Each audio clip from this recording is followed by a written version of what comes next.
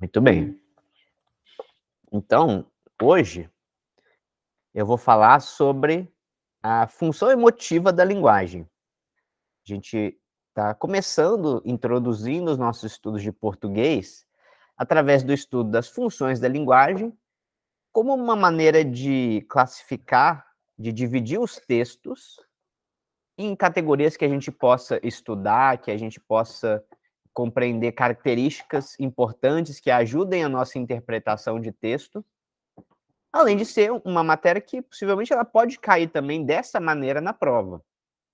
As funções da linguagem, o estudo das funções da linguagem, que vem da linguística, ele é um assunto cobrado na prova da FUVEST, como do Enem. Está lá no conteúdo que foi cobrado.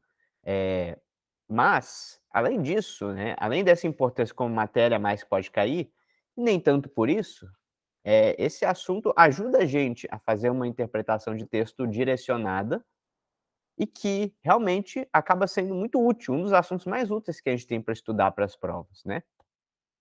A gente vai falar um pouco mais sobre essa função da linguagem, sobre as suas características e aproveitar essa ocasião para estudar alguns autores, alguns textos que refletem a função emotiva da linguagem e que possivelmente, né, vão também começar a compor o nosso repertório sociocultural. Esses são os autores, alguns autores dos quais a gente tem que ter um conhecimento razoável para a prova, especialmente o Drummond esse ano, o Fernando Pessoa também, né, caem na prova da FUVEST. E a gente tem que ir entrando aos poucos também no universo desses autores, né. Eu acho que esse estudo das funções da linguagem vai ser também uma boa oportunidade para isso, para a gente começar a nos familiarizar com esses autores, com a obra deles, com a visão de poesia que eles têm, né. Com toda certeza, esse repertório vai ser bastante útil para a prova. E vamos fazer algumas questões também, questões do Enem e da FUVEST. Lembrando desse mapa mental, para a gente se situar no nosso estudo de português, hoje a gente vai começar a detalhar um pouco mais o nosso conhecimento sobre a função emotiva da linguagem, a função expressiva da linguagem. Em outras aulas, a gente vai entrar um pouco mais em detalhes sobre cada uma dessas outras funções, a função referencial, a função conativa ou apelativa, a função fática, a função poética, a função metalinguística. Algumas a gente vai ter que dar mais destaque, embora todas essas aqui, tirando a função fática, elas vão aparecer bastante na prova da FUVEST, na primeira e na segunda fase.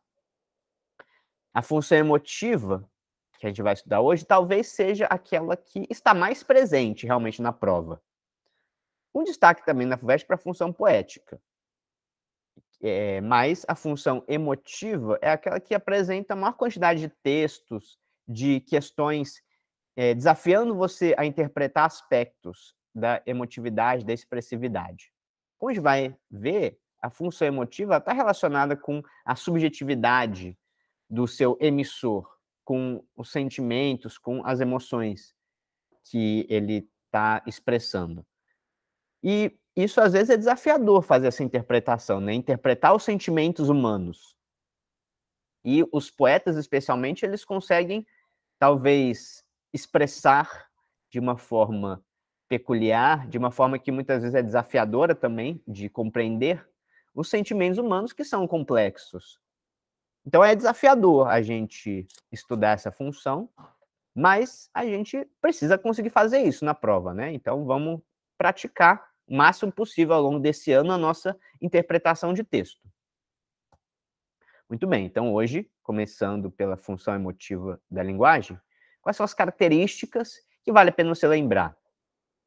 Bom, ela é definida pelo foco no emissor. O foco do texto, como a gente estava falando na primeira aula sobre as funções da linguagem, você lembra? A gente falou sobre o foco dos textos como um aspecto importante para a gente pensar, para a gente considerar. Talvez essa seja a primeira coisa que você tem que pensar quando você está diante de um texto que você está interpretando, está fazendo interpretação de texto, questão de interpretação de texto da prova, que é a maioria, 95% das questões da prova de português, interpretação de texto, né? Então, como que você faz? A primeira coisa que você tem que pensar é qual é o foco desse texto que está caindo nessa questão? ele pertence a qual gênero textual? Também é uma pergunta importante, né? Que agora a gente não está se fazendo tanto, não é tanto o foco, né? Em outro momento a gente vai fazer um estudo mais de gêneros textuais. Mas também é importante considerar, esse texto é um poema, ou esse texto é uma letra de música. Beleza, dito isso, a gente vai ler aquele poema, essa letra de música, e pensar qual que é o foco desse texto. Em qual dos elementos da comunicação ele tem um foco? Será que ele tem um destaque maior para o emissor desse texto? Ou seja, é um texto falando sobre aquela pessoa que escreveu falando sobre si mesma? Ou um eu lírico se expressando, que não é nem sempre a mesma coisa, né? Uma diferenciação importante.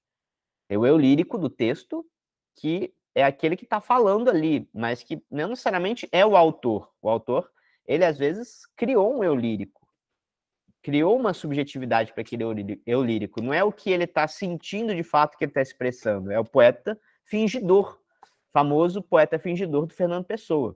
O poeta é um fingidor, né? Diz um verso famoso do Fernando Pessoa. Mas, de qualquer forma, tem um emissor naquele texto. E se ele é o destaque principal, a gente diz que existe ali a função emotiva da linguagem. Beleza? Assim como outros textos vão ter, por exemplo, foco no receptor, que é a função conativa, aquela que é utilizada, por exemplo, na publicidade. O foco está em quem está recebendo a mensagem, quem está lendo. Ele está falando com você, o destinatário. Aí é totalmente diferente, características diferentes desse texto. Então, a gente identificando esse foco, a gente consegue já direcionar mais a nossa interpretação, porque você já sabe se aquele texto tem essas características, é um poema ou é uma letra de música, está falando sobre o eu lírico, sobre o autor, usando muito a primeira pessoa, é um texto que a maior parte dele está na primeira pessoa, o eu, o nós, nos verbos, nos pronomes. Isso quer dizer que a gente está diante de um texto de função emotiva. Ele possivelmente vai estar expressando emoções, está falando sobre sentimentos, sobre opiniões, pensamentos, relacionando-se com o universo da subjetividade. Então, olha só, a gente viu que está diante de uma questão que tem um texto com essas características. Então, possivelmente, a sua interpretação de texto vai levar em consideração aspectos relacionados com essas características. É totalmente diferente se aquela questão de interpretação de texto, ela traz uma publicidade com verbos na segunda pessoa, no imperativo, falando com o receptor, convencendo ele de alguma coisa. É um outro tipo de texto, a sua interpretação de texto é totalmente diferente. E não tem como ser muito, digamos assim, não tem como variar muito no que vai ser cobrado, além de interpretar essas características que a gente está vendo aqui agora, nesse quadro, que eu espero que você lembre, aplicadas àquele texto que está sendo cobrado, né? Então, por isso que é importante esse estudo que a gente está fazendo. A gente está aprendendo a fazer interpretação de texto, que é uma coisa que é valiosa, né? A gente pensava antes que interpretação de texto era só ir lá na raça, né, e tentar entender o que está escrito. Não, a gente pode ser muito... isso pode ser muito facilitado quando a gente tem esse conhecimento. Muito bem, outros aspectos também. O uso da pontuação, como, por exemplo, exclamações, interrogações, que evidenciem sentimentos, reflexões. O uso das reticências também, que pode mostrar ponderações, hesitações. Olha, são recursos expressivos, emotivos.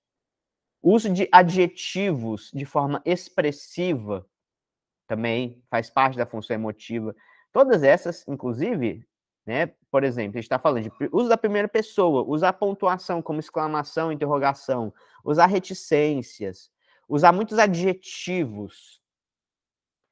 Tudo isso não é muito legal de se fazer em um texto como uma dissertação argumentativa, como a sua redação. Então, a gente está estudando também as funções da linguagem para você saber, isso não é para fazer naquele tipo de texto que é a dissertação. A gente não deve usar a primeira pessoa, mesmo quando tem um outro sentido mais geral que a gente está tentando fazer com aquela primeira pessoa, como os brasileiros somos um país, né, quando fala para falar dos brasileiros, dos cidadãos usar a primeira pessoa, não é muito adequado na dissertação, por causa disso, porque é função emotiva a primeira pessoa, não é função referencial, que é a dissertação argumentativa. E quando você estiver na faculdade escrevendo artigo, Artigo acadêmico, também, né, você vai ter que escrever. Em todos os cursos a gente tem que produzir, textos acadêmicos. E muita gente quebra a cara na faculdade, porque não sabe escrever texto acadêmico, porque não sabe isso que a gente está falando agora.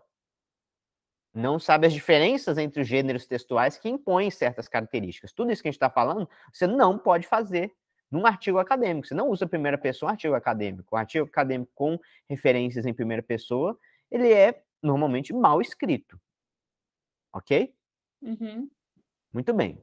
Vamos, então, dito isso, na verdade, uma coisa importante também. Isso que eu estou falando não são coisas que é para você decorar, exatamente. Tipo, ficar, né, lembrando das características da função emotiva. Isso pode até ser um conhecimento útil em algumas situações, em alguns momentos pode até cair na prova, mas é sobretudo um conhecimento, um repertório que organiza, sistematiza o processo de ler e interpretar um texto. Não cai, felizmente, tanto nas provas conteúdos teóricos, questões conteudistas de português. Não faz muito sentido mesmo.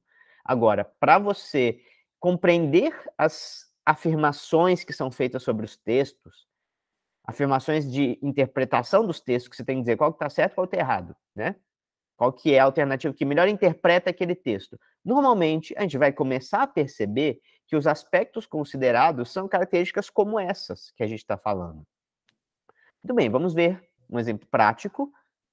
Um poema do Manuel Bandeira. Vamos começar pelo Manuel Bandeira. Que o Drummond, às vezes, é meio barra pesada, assim. Claro Enigma do Drummond, logo de cara, eu estava dando uma olhada, assim, para a gente estudar. É meio pauleira, né? A gente tem que Uhum. construir um raciocínio para chegar lá e poder até apreciar, entender, né, o que ele está falando, para conseguir fazer bem essa interpretação de texto. Então, a minha sugestão é a gente ir fazendo isso gradualmente, né? Não faz sentido já chegar, de ficar estudando Claro Enigma aqui, você ficar decorando o que tem que saber sobre esse livro e não entender, na hora não conseguir fazer uma interpretação de texto mais sofisticada da FUVEST, né? Então tudo isso vai servir. Olha só, esse aqui é o poema do Manuel Bandeira, chama Poema Só para Jaime Ovalle, que era um amigo do Manuel Bandeira, um intelectual lá da época do Rio de Janeiro. Quando hoje acordei, ainda fazia escuro, embora a manhã já estivesse avançada. Chovia. Chovia uma triste chuva de resignação, como contraste e consolo ao calor tempestuoso da noite. Então me levantei, bebi o café que eu mesmo preparei, depois me deitei novamente, acendi um cigarro e fiquei pensando, humildemente pensando na vida e nas mulheres que amei. Então, olha só, né? Um poema, digamos, bem rústico. O poema do Manuel Bandeira, né? O Manuel Bandeira é meio assim. Tipo assim, ele não preparou uma rima, ele não fez nenhum verso com nenhuma métrica. Tem um verso que é só assim, chovia. E aí tem um que é, depois me deitei novamente, acendi um cigarro e fiquei pensando. Quase descrevendo, né, o que ele está fazendo. Sem muita figura de linguagem, sem muita história, né, sem muita dificuldade também de dizer o que ele está sentindo, o que ele estava pensando naquele momento. E a poética do Manuel Bandeira é muito assim. Ele é um poeta que diz as coisas na lata, digamos assim. Diz as coisas que ele está sentindo na lata, especialmente, ele era muito bom nisso. Algo que é difícil, né? Uma habilidade rara. A pessoa ser capaz de dizer o que ele está sentindo com tanta riqueza. E, ao mesmo tempo, olha que interessante também eu achei nesse poema. Ele mostra o que ele está sentindo. Esse poema é basicamente um poema, pelo menos essa é a minha interpretação, né? Você pode pensar de outro jeito, mas ele está basicamente descrevendo o que ele estava sentindo, mas sem falar diretamente do que ele estava sentindo, né? Uhum. Ele estava basicamente falando as coisas que ele estava fazendo, descrevendo, sim, né? É extremamente descritivo esse poema, ele é quase puramente descritivo e narrativo, um pouco descritivo, né? Ele não é nada, digamos, dissertativo, argumentativo. Ele não está falando sobre as ideias, as opiniões. Está falando puramente de forma descritiva, narrativa, sobre o que ele estava fazendo naquele dia. Literalmente. Hoje eu acordei, estava escuro. Amanhã já estava avançado, ou seja, acordou tarde, mas estava escuro. E estava chovendo. Uma triste chuva de resignação. Aí ele se levantou, bebeu o café que ele mesmo preparou, deitou, acendeu o cigarro e ficou pensando. Mas com tudo isso, descrevendo o que ele estava fazendo naquele dia, a gente imagina o sentimento que estava passando. Provavelmente, o principal foco desse texto é na expressão desse sentimento. Como você descreveria, Isabelle, se fosse uma questão da FUVEST, da segunda fase, pedindo para você descrever esse aspecto que está, digamos, implícito no texto? Tem um aspecto explícito, que é a descrição, né? Tá claro, ele está falando disso. Mas aí, por trás desse aspecto explícito, está implícito o sentimento, a subjetividade que o autor estava passando, o eu lírico estava descrevendo. E como você acha que ele estava se sentindo nesse dia? Eu acho que quando ele fala sobre o dia, que o dia estava escuro e que chovia uma triste chuva de resignação, eu acho Uhum, que isso também faz referência ao que ele sente, no sentido de ele estava se sentindo triste, ele não estava num dia, tipo, se sentindo bem. E quando ele fala, por exemplo, humilde uhum. pensando na vida e nas mulheres que amei, tipo, no passado, também traz uma sensação de nostalgia. Muito bem. Eu achei muito boa essa descrição. Pois é, né? Essa expressão, uma triste chuva de resignação, ela entrega tudo, porque a chuva não é triste, né? Nem Uhum. feliz. A chuva cai só, Sim. né? É um fenômeno da natureza. Mas, certamente, com um verso como esse, o poeta ele está projetando num fenômeno natural a sua subjetividade, né? A gente não pode dizer isso, não parece que ele Sim, está projetando, inclusive não só nesse verso, esse é o que é mais evidentemente uma projeção emocional do poeta. Mas desde quando está falando que estava escuro, chovendo, né? Existe uma projeção de um sentimento que a gente pode dizer que é esse sentimento triste, resignado, né? E nostálgico também, pensando sobre o passado, todo ele, né, descrito de uma maneira impessoal quase. Mas aí no final a gente acaba entrando em contato com essa dimensão subjetiva do poeta. Então, esse é um típico poema da função emotiva da linguagem. Você conhecia esse poema? esse aí eu acho que não. É um poema famoso do Manuel Bandeira. Tem vários assim, né? A gente vai acrescentando no nosso repertório. Mas eu acho interessante também porque ele mostra um pouco da poética do Bandeira, né? Também é Uhum. interessante a gente pegar os poemas que eles são interessantes não porque vai cair. É muito difícil acertar qual poema vai cair na FUVEST. Pode cair qualquer um. Nem é muito meu objetivo. Às vezes eu até acerto com textos que eu dou que caem na prova depois. Mas o objetivo não é esse, tá? É a gente conhecer mais sobre esse autor, entrando no universo dele, exercitando nossa interpretação de texto, né? Muito bem. Então, eu queria chamar a atenção nessa aula para um aspecto muito complexo da função emotiva da linguagem, que é a presença da subjetividade do emissor. Por isso que é tão, muitas vezes, difícil fazer uma interpretação de texto de função emotiva, de um texto emotivo. Nem todo poema tem função emotiva da linguagem, né? Atenção, função emotiva não é função poética, embora quase sempre a gente pega a poesia como exemplo. A poesia pode não estar falando dos sentimentos subjetivos do autor. Tem poemas que falam sobre a poética, por exemplo, né? Sobre a arte, sobre a beleza, ou sobre outros, os mais variados assuntos possíveis. Mas muitas vezes, frequentemente, falam também sobre os sentimentos subjetivos. Então, olha só, são duas características diferentes, são funções diferentes.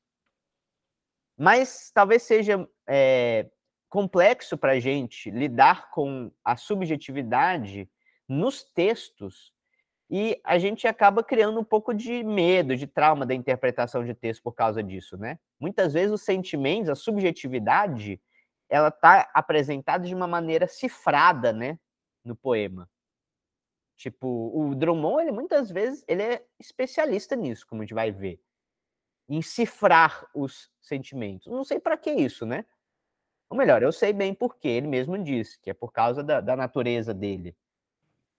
Mas é bem diferente do Manuel Bandeira, que ele, em vez de truncar, de cifrar o que ele está sentindo, ele tenta falar da maneira mais simples e poética possível.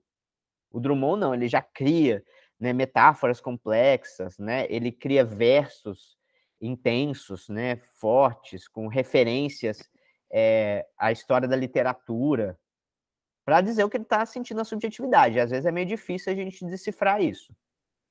Aliás, né, esse vai ser um dos nossos desafios esse ano nessas aulas, né? Por isso que o livro dele de poema, olha isso, né? É o Claro Enigma, né? O livro de poemas que a gente vai ter que ler. Claro Enigma. Olha o que o Drummond está dizendo. Ele está criando o enigma, enigmas poéticos. Claro, né? É até um paradoxo, né? Essa expressão.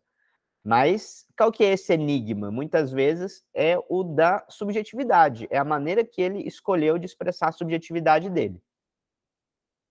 E não só o Drummond, né? Mas os mais variados textos que a gente tiver função emotiva, a gente vai ter esse desafio de interpretar a subjetividade humana.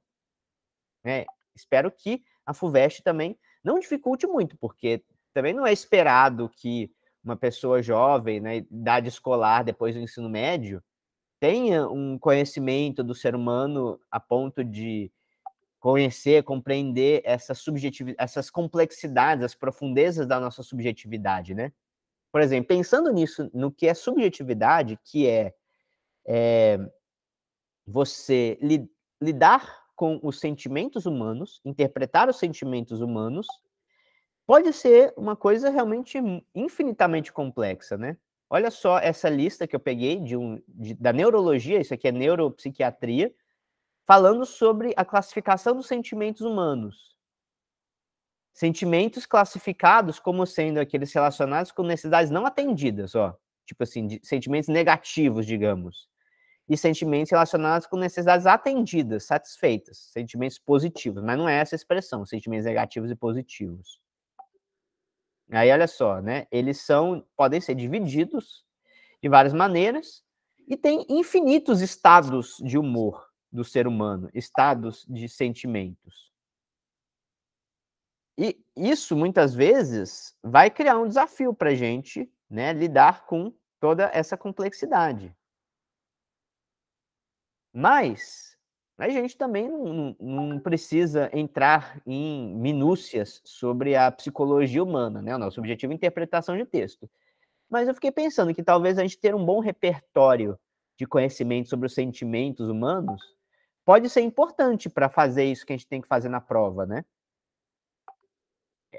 Sobretudo ao lidar com textos da função emotiva da linguagem. Uhum. Felizmente, é uma coisa que vai ser um pouco mais direcionada da maneira como tem sido a prova da FUVEST. É frequente que na primeira fase já apareça uma boa parte dos textos de português, já vem dos livros ou dos autores que são da lista de leituras obrigatórias. Tem grande foco para eles na prova. Né? Não é só que você tem que saber porque vão cair questões específicas daqueles autores, mas é que muitas vezes as questões de interpretação de texto aproveitam textos daqueles autores. E aí a gente vai ter que, né, no mínimo, conhecer a subjetividade, os sentimentos complexos que autores como o Drummond, eles colocaram na sua poesia, Cecília Meirelles, o Guimarães Rosa, né? Felizmente a gente vai poder direcionar um pouco. Bom, vou pegar um poema do Drummond, então, vamos tentar entender a função emotiva da linguagem nele. A Flor e a Náusea. Esse poema você conhece? Flor e a Náusea? Da Não, flor no asfalto? acho que não. Então, vamos ver. Esse é um poema, um dos mais famosos do Drummond. Lembre-se dele, ele não vai cair na prova, porque ele é um poema de outro livro do Drummond, é da Rosa do Povo. Pode até cair, né? Não é impossível, mas não é o mais provável. Uhum. Porém, oi? Nada. Porém, ao mesmo tempo, é bom a gente estudar, a gente vai conhecer um pouco mais do Drummond, É mais fácil de entrar pelo Drummond, aliás, entrar no Drummond, no universo dele, na cabeça dele, através de poemas como esse. Na outra aula a gente leu o poema de Sete Chaves também, você lembra? Mundo, mundo, Uhum. vasto mundo. Se eu me chamasse Lembro. Raimundo, seria uma rima, não seria uma solução. Ó, já são dois... E mais a Florianáusea hoje. São dois poemas importantes do Drummond, tá? Uhum. Florianáusea. Preso à minha classe e algumas roupas, vou de branco pela rua cinzenta. Melancolias, mercadorias espreitam-me. Devo seguir até o enjoo? Posso, sem armas, revoltar-me? Olhos sujos no relógio da torre. Não, o tempo não chegou de completa justiça. O tempo é ainda de fezes, maus poemas, alucinações e espera. O tempo pobre, o poeta pobre, fundem-se no mesmo impasse. Em vão me tento explicar, os muros são surdos. Sob a pele das palavras, há cifras e códigos. O sol consola os doentes e não os renova. As coisas. Que tristes são as coisas, consideradas sem ênfase. A gente não vai ler o poema inteiro, porque ele é um poema longo, tá? Uhum. Eu peguei um trecho selecionado, mas aí vamos pegar essa primeira parte do poema, dar uma olhada no que ele está contando para a gente, né? Bom, você acha que esse poema, digamos, ele reflete sentimentos relacionados com necessidades atendidas ou necessidades não atendidas? Você lembra daquela definição que eu acabei de mostrar? Sentimentos relacionados com necessidades não atendidas, ou seja, quando você está frustrado, né? As Sim. suas necessidades afetivas não estão sendo atendidas, Uhum. você, tipo assim, né, tá chorando, querendo mamar, e a sua mãe não quer te dar o peito, aí você fica frustrado, você fica com Uhum. raiva, triste, com, né, revoltado talvez, né? E tem as necessidades atendidas, quando você tem aquilo que você quer, aí você fica bem, né? Fica contente, satisfeito, aliviado. Bom, esse trecho aqui do poema, você acha que o Drummond ele tem necessidades afetivas atendidas ou não atendidas? Não atendidas. Não atendidas, né? Digamos assim, ele provavelmente está bem frustrado Uhum. com a vida, né? Com o quê, né? Aí o nosso desafio é um pouco esse também, né? Com o que o Drummond tá tão frustrado? Porque ele, na verdade, na poesia dele, ele tá realmente assim, não tá bem, entendeu? É uma pessoa que conta que ele realmente não estava bem, ele estava angustiado com a vida. Em alguns livros, no A Rosa do Povo, ele fala assim, né, que ele tá tem um poema que ele fala que ele está frustrado porque ele não pode botar fogo em Nova York, entendeu? Porque por ele estava lá queimando, né, botando uma bomba em Wall Street, acabando com o capitalismo. E aí, já que ele não pode fazer isso, ele anda aí na bad. É, tipo, quase literalmente isso que ele fala no poema. Hum. E aí, tipo, esse poema também remete a isso, né? Olha só, né? Preso à minha classe. Ele também vários poemas falam isso, né? Que ele não é um homem do povo, um operário, um trabalhador que, segundo a teoria marxista, era aquele que ia libertar a sociedade da desigualdade, da opressão, né? Ele é só um intelectual pequeno burguês, o Drummond. E aí, e isso é frustrante para ele também, porque, né, também em outros poemas ele olha para o operário e pensa como ele queria ser mais pleno, igual a pessoa da classe trabalhadora. Melancolias, mercadorias espreitam-me. Ou seja, né, a sociedade de consumo em volta, sugerindo promessas de felicidade que o poeta, que não é nenhum bobo, sabe que são totalmente enganosas. A gente até falou sobre isso, né, as promessas da sociedade de consumo. A gente começou a falar sobre isso na aula de redação. Isso, para mim, evoca o pensamento, a visão do Drummond também. Ele também vê que a sociedade de consumo está aí, enganando todos, e sabe que isso é uma ilusão, né? Ele nem se engana, nem tenta se enganar com aquelas promessas da felicidade, igual muitas pessoas fazem, né?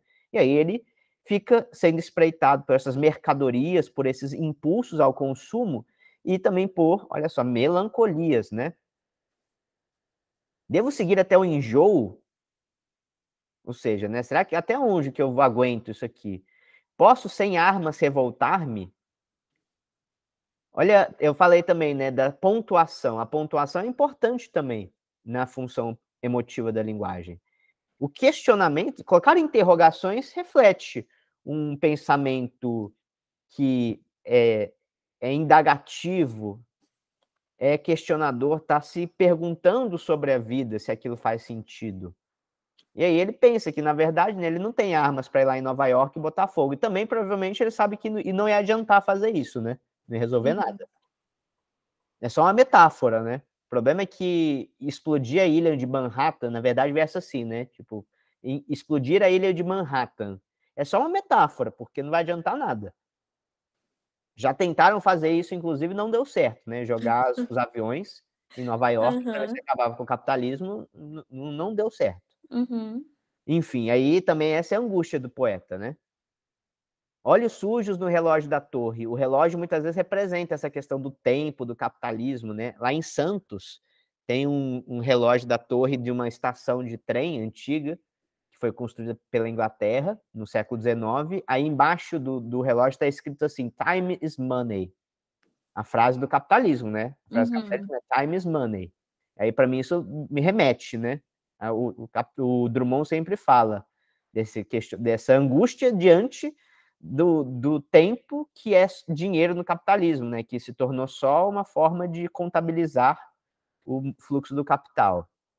E ele nem esconde depois, o tempo é de fezes, maus poemas.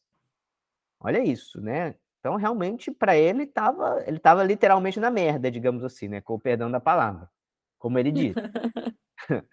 O tempo pobre, o poeta pobre, aí também eu achei interessante ele colocou na terceira pessoa, mas ele está falando de si, né? Tá falando de si mesmo, é função Sim. emotiva. Sob a pele das palavras, as cifras e códigos, tudo é cifrado para o Drummond, né? Tudo fica meio cifrado, oculto. As coisas, que tristes são as coisas consideradas sem ênfase. Aí ele continua um pouco e depois o poema tem uma mudança, uma virada, que aí ele fala assim: uma flor nasceu na rua. Passem de longe bondes, ônibus, rio de aço do tráfego. Uma flor, ainda desbotada, ilude a polícia, rompe o asfalto. Passa um completo silêncio.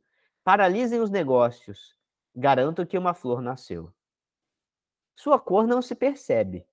Suas pétalas não se abrem. Seu nome não está nos livros. É feia, mas é realmente uma flor. Sento-me no chão da capital do país às 5 horas da tarde e lentamente passo a mão nessa forma insegura. Do lado das montanhas, nuvens maciças avolumam-se. Pequenos pontos brancos movem-se no mar, galinhas em pânico. É feia, mas é uma flor. Furou o asfalto, o tédio, o nojo e o ódio. Então aqui, alguma coisa mudou Não, nesse trecho do poema em relação aos sentimentos que ele estava descrevendo? O que que você acha? eu acho que não. Por que que você acha que ele Ah, não, mas criou a calma. flor que nasceu na rua? É uma flor no asfalto. Isso é É uma uma coisa metáfora, boa não é? que é, sim, Pois é, o que que não essa mudou. metáfora representa, será? Uma flor que nasceu no asfalto. Hum. Eu não sei, tipo, literal, mas pra mim é uma coisa meio uma coisa boa que nasce no meio de uma coisa não necessariamente Hum, ruim, mas sim, enfim, mas na eu não sei aridez, o né. sim, mas eu não sei o que quer dizer, tipo, literalmente, assim, não É, sei. a gente não tem co não é o nosso objetivo também, assim, querer dizer o que o Drummond queria dizer com isso, Uhum, né. A gente fica com as interpretações. O poema está em aberto, nunca tem uma interpretação que fecha, fala: "Ah, não, é isso que ele quiser, acabou". uhum. Mas a gente pode dizer que a flor representa possivelmente a esperança, né. Sim, eu ia falar isso agora. Esperança talvez seja um sentimento, esperança, né. A Sim. gente sente no peito, assim, né, é uma sensação física, que é um sentimento que pode até não ser um sentimento, assim, né, relacionado com uma necessidade atendida. Eu acho que a flor eu entendi um pouco mais que o asfalto. O asfalto que pra mim ficou meio. Sim, porque o asfalto representa a cidade, né? Essa cidade, é a Babilônia, né? Do Drummond. Porque olha lá, né? Que onde ele está, ele senta no chão da capital do país. É o Rio de Janeiro, tá? Que a Rosa do Uhum. Povo é em 1940, né? O chão da capital do país que ele está falando é o Rio de Janeiro. Ele está lá no meio do Rio de Janeiro, no asfalto, entendeu? Na pedra. E aí em volta, tipo assim, você imagina, né? Ele não estava lá na roça dele, porque o Drummond é um cara da roça de Minas Gerais. Ele é de Itabira. E aí ele morava na roça quando ele era criança. Mas depois ele foi para o Rio de Janeiro. Então, para ele, imagina, para um cara lá do interior, matuto de Minas Gerais, que viu o tempo passar devagarzinho no meio do pasto, o que é sentar no chão da capital do país do Rio de Janeiro, em volta um monte de carro passando a toda, né, buzina cortando, a polícia correndo, né, os negócios, o capital, né, toda a especulação, os bondes, os ônibus, os rios de aço do tráfego, tá vendo? Então é todo um universo que ele constrói que representa algo para ele. Aí a gente vai conhecer um pouco mais sobre o Drummond para entender o que quer dizer para ele essa imagem, né? A gente vai ter que, para você entender melhor isso, com o tempo a gente vai entrando mais no universo do Drummond e vai percebendo, mas para mim, esses símbolos aqui, que representam a urbanidade, eles não representam só, digamos, um espaço físico do mesmo jeito que para a gente. A gente é acostumado, né? A gente não mora numa grande cidade, mas é uma cidade urbanizada, é uma cidade que tem os seus ônibus, o seu trânsito, os seus negócios, né? E a gente está acostumado também com essa realidade, mas para o Drummond isso representa um sistema em crise e um sistema que é muitas vezes colocado como ele como a causa da angústia dele. A angústia dele vem de viver nesse mundo do asfalto, dos negócios, do capitalismo, entendeu? Uhum. E olha só, mas olha como que é a esperança dele, né? É feia, mas pelo menos é uma flor, né? É uma flor que nasceu ali, meio fraca e tal. E olha só, furou o asfalto, o tédio, o nojo e o ódio. Ele ainda descreve essa gradação, é uma gradação, uma figura de linguagem, a gradação, né? Ela representa também os sentimentos que ele estava descrevendo que eram cada vez piores, né? O enjoo, né? Que ele fala, devo seguir até o enjoo, olha o enjoo aqui, o nojo, né? São os sentimentos do Drummond diante desse mundo aí da Babilônia, do capitalismo. Tudo bem. Depois a gente volta mais no Drummond.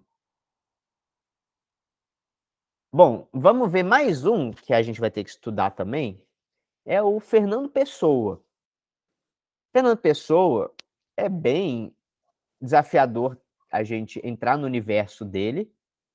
É um universo complexo e muito rico também, do ponto de vista da subjetividade que a gente está falando.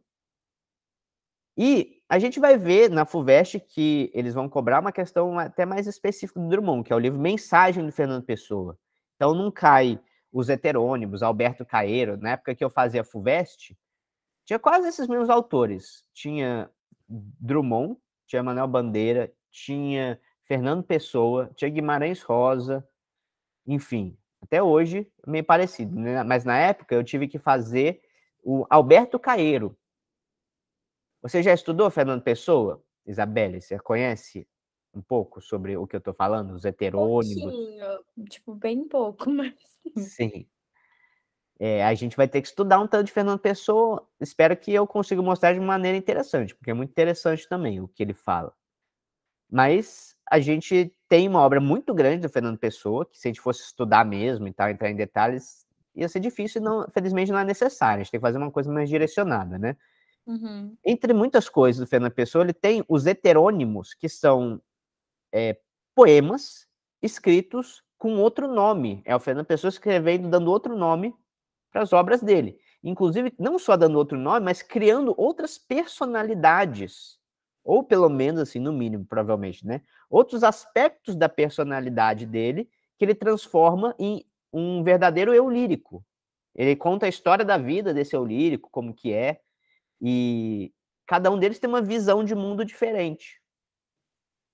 Mas aí na FUVEST vai cair esse ano o Fernando Pessoa ortônimo, que a gente fala, que é ele por ele mesmo. Ele escreveu o nome dele e tal. O livro Mensagem, que é um livro que não é só função emotiva. Tem muita função emotiva, tem muitos poemas falando sobre a subjetividade dele, de maneira muitas vezes rica, complexa. Mas também tem muito sobre função poética. Ele fala muito sobre a poesia nesse livro, né? Então a gente também tem que conhecer a visão da poesia para o Fernando Pessoa. Mas aí, antes de chegar lá, que é mais difícil também, eu peguei um outro textinho, só para você conhecer, que é de um livro que eu tenho de cartas do Fernando Pessoa para a namorada dele da época, que é a Ofélia Queiroz. Ele tinha, tipo, a namoradinha dele, a vida inteira foi, tipo, a paixão dele, e eles ficaram trocando cartas a vida inteira. Só que não deu muito certo ao longo do tempo, não foi dando muito certo essa relação, porque o Fernando Pessoa não era, assim, exatamente uma cabeça normal, uma pessoa muito normal da cabeça, como a gente vai perceber, né. Só pode, assim, um cara que escreve um monte de coisa, com outro nome, criando outras personalidades, é quase assim, esquizofrênico, entendeu? A cabeça Sim. dele, né, tem vários compartimentos, cada um com personalidade diferente, muitas vezes conflitante. Uhum. Aí, às vezes, eu acho que ele devia dar umas travadas, porque, né, as personalidades dentro dele entravam em conflito uma com a outra. Aí a pessoa ficava ali paralisada, né. E é interessante esse livro de cartas, porque é ele sendo ele mesmo, tentando ser ele mesmo, né, porque tá falando com a namorada dele, não estava escrevendo coisa para ser publicado, para os leitores saberem como ele é, né, que é tudo construído, né, o poeta é fingidor, como ele diz. Aí ele tá sendo ele mesmo. Aí tem uma carta que ele escreve para a namorada dele, num dia lá, 1929, olha só. Excelentíssima senhora Dona Ofélia Queiroz, um abjeto e miserável indivíduo chamado Fernando Pessoa, meu particular e querido amigo, encarregou-me de comunicar a Vossa Excelência, considerando que o estado mental dele o impede de comunicar qualquer coisa, mesmo a uma ervilha seca, exemplo da obediência e da disciplina, que Vossa Excelência está proibida de pesar menos gramas, comer pouco, não dormir nada, ter febre, pensar no indivíduo em questão. Pela minha parte, e como íntimo e sincero amigo que sou do meliante, de cuja comunicação com sacrifício me encarrego, aconselho Vossa Excelência a pegar na imagem mental que acaso eu tenha formado do indivíduo cuja citação está estragando este papel razoavelmente branco e deitar essa imagem mental na pia, por ser materialmente impossível dar esse justo destino à entidade fingidamente humana a quem ele competiria, se houvesse justiça no mundo. Cumprimenta Vossa Excelência, Álvaro de Campos, engenheiro naval, setembro de 29. Então, podia ser uma carta meio estranha, né, que uma mulher pode receber, só que tem um detalhe, né, o Álvaro de Campos, que assina essa carta, é o Fernando Pessoa, que está falando, né, que essa carta diz que é o amigo dele, que é abjeto, miserável, que mandou dizer para ela que ela não pode ficar pensando nele, nem ficar sem comer, nem sem dormir, e aconselhando ela a pegar a imagem mental que tenha dele, deitar na pia, porque é impossível jogar ele mesmo pela pia. Essa entidade fingidamente humana que ele competiria se houvesse justiça no mundo. Então, assim, né? Será que ele estava bem, o Fernando Pessoa, no dia que ele escreveu essa carta? Não. Estava, assim, tranquilo da cabeça, zen, em paz, né? Eu Não. acho que não. E aí, assim, né? Talvez por isso não tenha dado certo o relacionamento, né? Imagina a menina ter que lidar com isso. Que ela era, assim, era uma pessoa normal, entendeu? Ela era uma garota, tipo, de classe média de Lisboa, não conhecia nada do mundo, não estudava muito, não lia um monte de livro, não estava nem aí para essas coisas, né? Era uma garotinha. Só que ela gostava do Fernando Pessoa, que era muito inteligente, mas que, assim, né, tinha uma visão de mundo meio peculiar e sentimentos meio peculiares também, a ponto de criar uma imagem mental em que ele tem o amigo que compete ao amigo dele, engenheiro, falar com a Ofélia Queiroz, a namorada dele, e falar ainda para ela ficar longe dele. Realmente, né, é uma subjetividade peculiar, difícil de lidar, mas a gente pode dizer que, assim, não é uma pessoa que está muito bem, que não está falando que está satisfeita, muito realizada, né? Provavelmente está incomodada com a existência, com a condição humana. Provavelmente nesse dia ele estava transtornado, sofrendo demais, revoltado com a condição humana, com a filosofia, com a história da filosofia, alguma coisa assim. E olha, interessante, né? O Álvaro de Campos, esse que escreveu essa carta, tem um livro de poemas dele. É o maior de todos os heterônimos, é o do Álvaro de Campos. Ele escreveu um monte de poema como Álvaro de Campos, o Fernando Pessoa. E são os poemas mais transtornados, o que ele estava pior da cabeça, digamos assim, mais angustiado com a vida, era com Álvaro de Campos. Ou pelo menos assim, né? Provavelmente Fernando Pessoa, na época que ele estava mais angustiado e pensativo, ele escrevia poemas e assinava como Álvaro de Campos. Enquanto ele era o Alberto Caeiro, quando ele assinava como Alberto Caeiro, os poemas falam da natureza, da beleza que é você ficar em paz, você não pensar em nada enquanto está na natureza, que não faz sentido nenhum ficar refletindo sobre as coisas, ficar meditando demais e perdendo a saúde mental, né? Que o que vale mesmo é só observar como os pastores fazem no interior. Enfim, né? Tudo isso cabe dentro de um ser humano, dentro da subjetividade do ser humano. Vamos fazer algumas questões? Tem algumas questões que eu peguei que são do Enem, porque assim, né, eu dei uma pesquisada nas questões da FUVEST e tem umas questões da FUVEST, assim, difíceis, né? Principalmente quando começa a cair Claro Enigma, alguns livros de poema do Drummond mais difíceis, não é muito fácil, nem o Fernando Pessoa. Mas não é que assim, né, não é algo impossível e tal, a gente tem que ir construindo um repertório, e construindo um raciocínio para chegar lá e conseguir fazer esses poemas, como a gente vai ver, né? E aí eu resolvi começar com questões do Enem, estudar por questões do Enem, porque aí a gente vai gradualmente, né? Sim. Chegando nisso. Bom, olha esse poema do Bandeira, uma questão do Enem. Só é meu o país que trago dentro da alma. Entro nele sem passaporte, como em minha casa. As ruas me pertencem, mas não há casas nas ruas. As casas foram destruídas desde a minha infância. Os seus habitantes vagueiam no espaço à procura de um lar. Só é meu o mundo que trago dentro da alma. Manuel Bandeira, um poema de Chagall. Quem que é o Chagall? Você conhece o Chagall? Não. É o nome desse poema. Chagall, na verdade, não é um poeta, é um escritor, é um pintor. Aqui, Marc Chagall. Aí, junto dessa questão, vinha um quadro do Chagall que chama Eu e a Aldeia. O Chagall, ele é um pintor russo do começo do século XX que pintava uma obra que a gente é difícil de classificar, meio surrealista, meio expressionista, né? Mas é bem viajado, né? Ele usa formas de uma maneira meio onírica, parece assim, o universo dos sonhos, um pouco. Um universo bem subjetivo, a gente pode dizer. Ele distorce bastante a realidade de forma lírica, de forma criativa, mas visando uma expressão da subjetividade, né? Aí ele fez esse quadro e chamou de Eu e a Aldeia. Olha lá, tem o cabritinho, mulher ordenhando, o homem com uma foice indo trabalhar no campo, igrejinha, casinhas, algumas casinhas, ixi, umas casinhas viradas de cabeça para baixo, mulher virada de cabeça para baixo, viagem. E aí, né, o Bandeira escreveu um poema falando: só é meu o mundo que trago dentro da alma, possivelmente sobre esse quadro. Ele está falando, né, da subjetividade, do mundo da psique, talvez, da subjetividade que está dentro da alma, que é o país dele. Ou, né, a aldeia, né, a sua aldeia. Talvez no poema do Drummond, ele traduziu, do Bandeira, ele traduziu como o país. Muito bem. A arte, em suas diversas manifestações, desperta sentimentos que atravessam fronteiras culturais.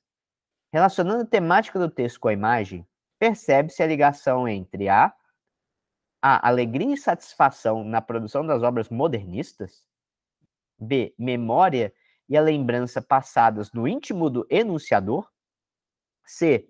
Saudade e o refúgio encontrados pelo homem na natureza, D, lembrança e o rancor relacionados ao seu ofício original? Ou E, exaustão e medo impostos ao corpo de todo artista? E aí, Isabelle, o E que que você acha? eu acho que não é a letra A, eu acho que não é a letra E. Certo. Calma.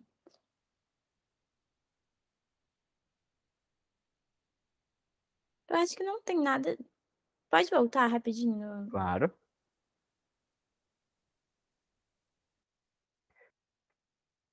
País que trago dentro da alma, entro nele sem passaporte, como em minha casa. Ele está habituado àquele lugar dentro dele. As suas me pertencem, mas não há casas nas ruas. As casas foram destruídas desde a minha infância. Os seus habitantes vagueiam no espaço à procura de um lar. Tá, calma. Volta lá na. Se é um poema do Manuel Bandeira, também é uma informação importante. A gente ainda não tem todo esse conhecimento, mas o Manuel Bandeira é um poeta que fala muito da nostalgia. Ah, igual o poema que a gente leu hoje, né? Do poema Só para Jaime Ovalle.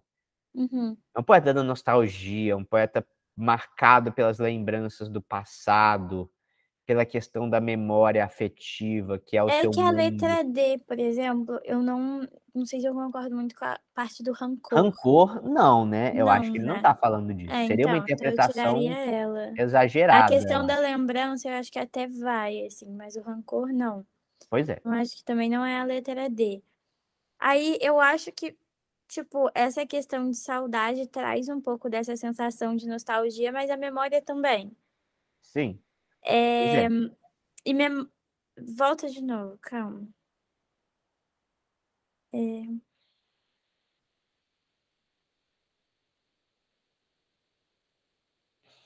E aí? Você já chegou em 50% de chance de acertar, hein?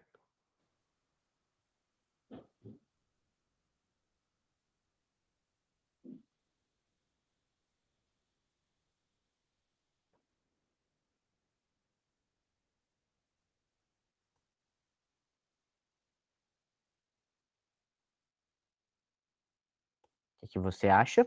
hum, Será que o principal aspecto que ele está trabalhando nesse texto é a questão da relação do homem com a natureza? não, Ou né? se Eu já trata tinha da tirado. questão da Eu achei que intimidade do eu não enunciador? tinha. Eu acho que é a de cima, a letra B. Memória e Vamos lembrança ver? passada no íntimo enunciado. Muito bem, é a B. E ela descreve exatamente o que a gente queria, aonde a gente queria chegar com essa aula, na verdade, né? É a gente reconhecer esses aspectos no texto, né? Que independente do conteúdo dessa memória, ele nem entrou em muitos detalhes sobre, tipo assim, qual que é a relação dele com essa memória. São memórias que trazem angústia, que trazem tristeza, ou trazem conforto, felicidade. Não, ele falou, na verdade, da questão de que isso está fortemente presente no íntimo dele, do enunciador. Enunciador é a mesma coisa que emissor, que a gente está falando no começo da aula.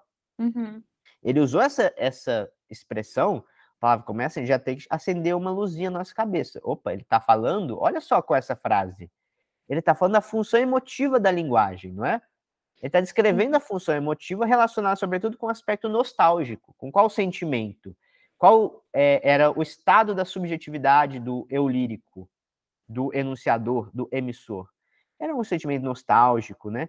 Era um sentimento que evidencia a importância das lembranças do que a gente tem dentro da nossa alma para nós, para quem somos nós. É a discussão sobre a função emotiva da linguagem. Então, é muito pertinente essa interpretação sobre esse poema. E não deveria nos surpreender, né? É uma interpretação que está de acordo com reconhecer aquelas características que a gente vem falando desde o começo da aula. Então, é para isso que a gente estuda essas características, que a gente passa por essa teoria. É para, nessa hora, a gente reconhecer isso.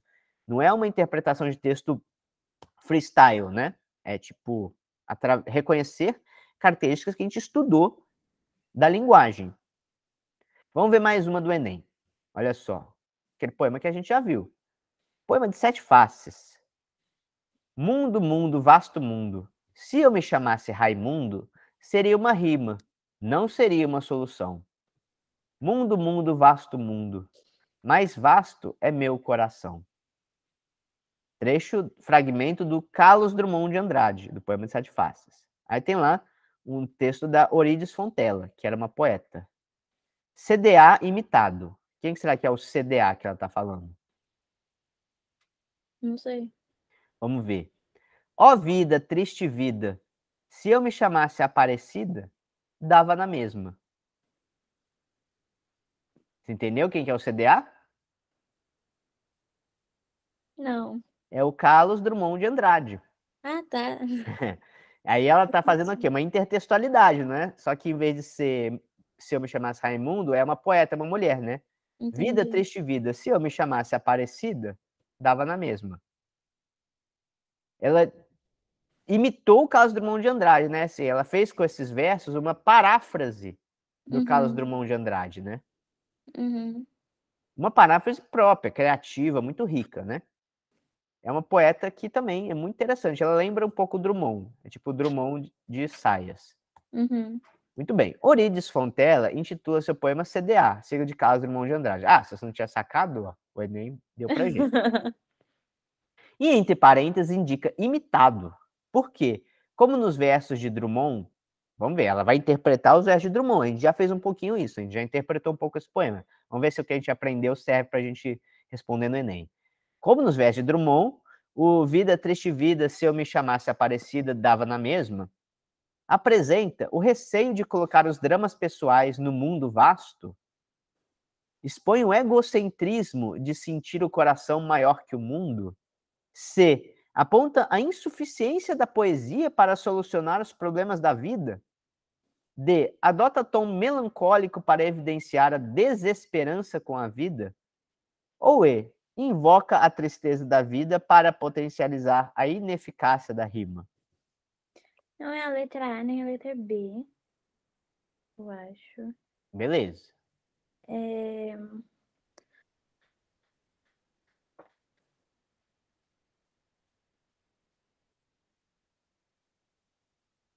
Pera.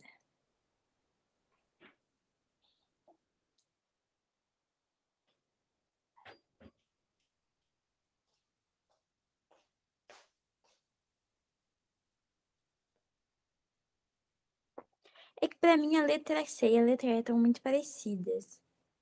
São parecidas, mas diferentes também, né? Então, mas aí eu acho que pode ser alguma das duas. Pode, né? Então eu descartaria a letra D. Beleza. Agora. É porque, ao mesmo tempo, a D, assim, ela não tá errada. Olha que Não. interessante, ela não tá errada. Não tô falando que ela não, tá? Mas ela não tá errada, mas ela perde um aspecto importante da interpretação desses textos. O problema dela é esse. Uhum. Ela diz algo certo, eu acho que sim, tem um tom melancólico. Tá Sim, eu lamentando a acho que ela vida. tá certa, mas eu acho que tem alguma mais certa que ela, sabe? É, mas o problema é porque ela não fala de algo que a CE fala, que é da poesia, que Sim. esses versos, eles são metalinguísticos, né? Uhum. Eles estão falando sobre a poesia, de alguma forma, não é? É, eu acho que a C faz mais sentido que a E, porque a C fala sobre a poesia e a E fala sobre a ineficácia da rima. É, não Eu é acho que é mais exatamente sobre a poesia do que sobre a rima em si. a rima, assim, ele tá falando sobre a rima, a ineficácia da rima, só que a ineficácia da rima é um símbolo, não é? É uma Sim. metáfora. Do Uhum. quê? A gente poderia dizer, né, da insuficiência da poesia. Resposta certa, alternativa C, justamente. Tem a ineficácia da rima, né? É tipo assim, um poema sobre isso, né? Uhum. Poema parodiando, ironizando a ineficácia da rima. Se eu me chamasse Raimundo, mundo, mundo, vasto mundo, se eu me chamasse Raimundo, seria uma rima, não seria uma solução. Então, assim, poderia até ser bonito, né? Ter essa rima. E que irônico, né? A minha vida rima com. A meu nome rima com a vida. Mas não resolve nada isso. Sim. Assim como no poema da Eurídice Fontella. Se eu me chamasse Aparecida, triste vida, dava na mesma. Uhum. Então,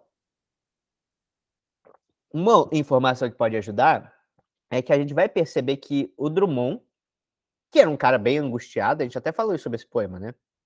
os poemas dele normalmente expressam sentimentos relacionados a necessidades não atendidas, necessidades afetivas não satisfeitas.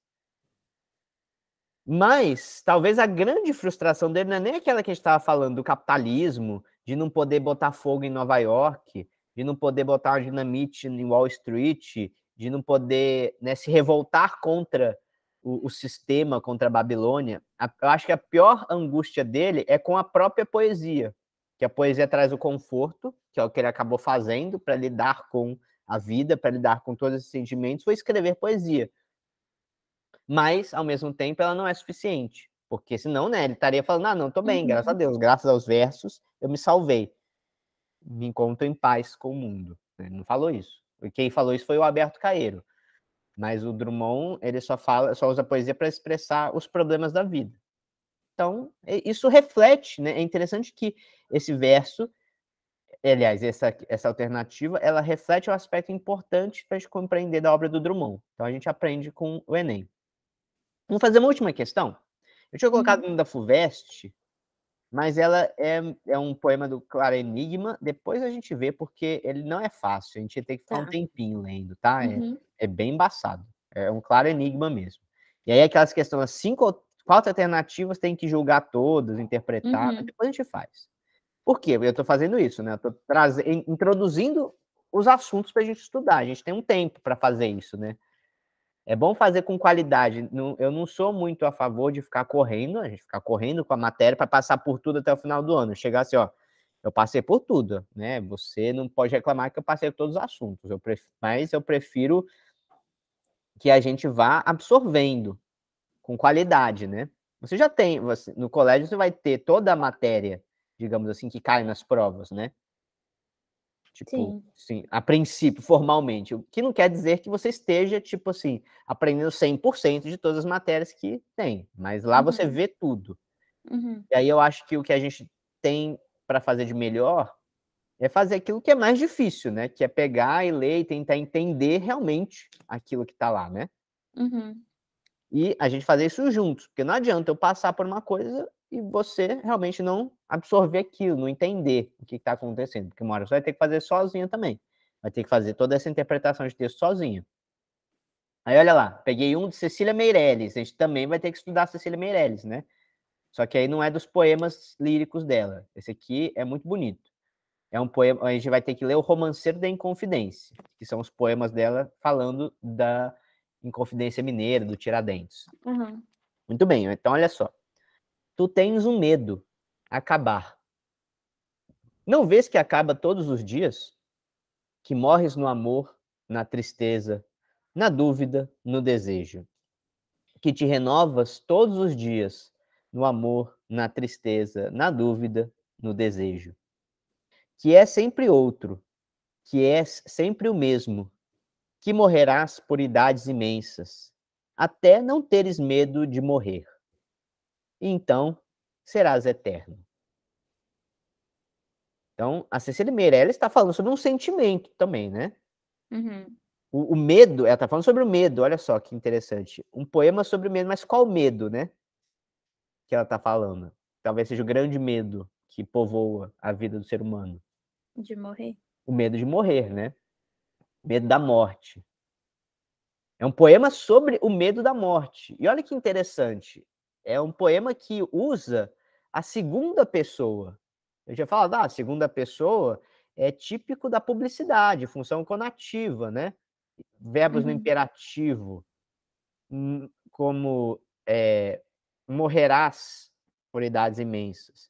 Mas esse aqui não é um poema com foco no receptor. Ela está falando de você, tu tens o medo, mas olha isso, quem é tu nesse caso? Não é só o leitor, é tu, o ser humano, né? A Cecília Meirelles faz isso muitas vezes. Ela está esboçando um diálogo, mas é um diálogo com quem? Com o ser humano. Então ela está falando dela mesma, né? Esse é um poema de alguém que está falando com experiência de causa, né? Está falando sobre o sentimento do medo da morte, de alguém que vive esse sentimento e que está falando sobre, de alguma forma, assim, a solução que ela encontrou para esse poema, para esse sentimento, né? No fundo, acho que é um poema muito mais otimista com a vida do que aqueles que a gente vê além do Drummond, né? Ele Sim. reflete, talvez assim, não necessidades atendidas, porque o medo da morte não vai ser dissipado, ela tá falando até isso, né? Que, né, esse desejo de não ter medo da morte não vai acontecer, só quando você entender isso, que a morte está presente todos os dias. E você morre no sentido, talvez assim, né? Quando ela fala morres, quando a gente morre no amor, na tristeza, na dúvida, no desejo. Ele está falando que morrer é a mesma coisa que uma transformação, né? Porque ao mesmo tempo você se renova todos os dias, no amor, na tristeza. Cada vez que no amor, na tristeza, na dúvida, no desejo, algo morre em você, é porque tem algo novo nascendo. Então, é como uma constante, eterna transformação a vida. Tudo isso é repertório, tá? Também permite a gente interpretar isso conhecendo Cecília Meirelles, que tem um poema dela que ela fala justamente isso também, sobre esse sentimento, que ela fala: aprendi com as primaveras a deixar-me cortar e a voltar sempre inteira. Eu acho que me lembra esse poema também, né? Que assim, o que acontece com a primavera, né? Você poda as árvores, cai os galhos, né? As folhas caem, mas depois nasce de novo. Sim. É um eterno nascer e morrer. Aí esse poema está descrevendo exatamente isso, né? Aí ela diz, né, que você é sempre outro, porque você está sempre transformando, mas ao mesmo tempo você é sempre o mesmo. Isso é Heráclito, né? Isso é o rio que sempre flui e a gente nunca é o mesmo. Só que de uma forma poética. Muito bem, a gente vai ver mais Cecília Meirelles quando estiver vendo o Romanceiro da Inconfidência. Vamos lá. A poesia de Cecília Meirelles revela concepções sobre o homem em seu aspecto existencial. Ó, aprendi com o Enem. A poesia da Cecília Meirelles fala sobre subjetividade, emoções, mas sobretudo ligadas a questões existenciais. Olha que interessante. Isso é função emotiva também, né? Em Cântico 6, o eu lírico exorta seu interlocutor a perceber como inerente à condição humana a sublimação espiritual graças ao poder de se emocionar, b, o desalento irremediável em face do cotidiano repetitivo, c, o questionamento cético sobre o rumo das atitudes humanas, d, a vontade inconsciente de perpetuar-se em estado adolescente, ou e, um receio ancestral de confrontar a imprevisibilidade das coisas.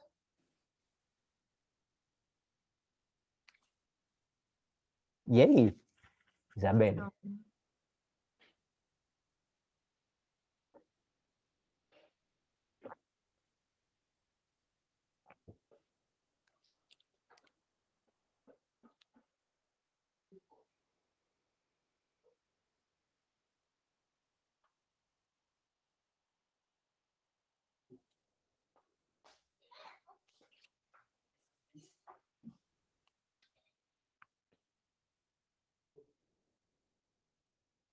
Olha, não é uma questão muito fácil não essa, tá? Tá.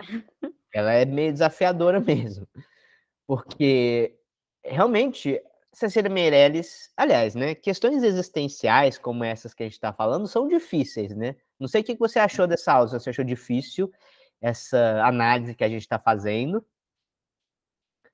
mas faz parte, né?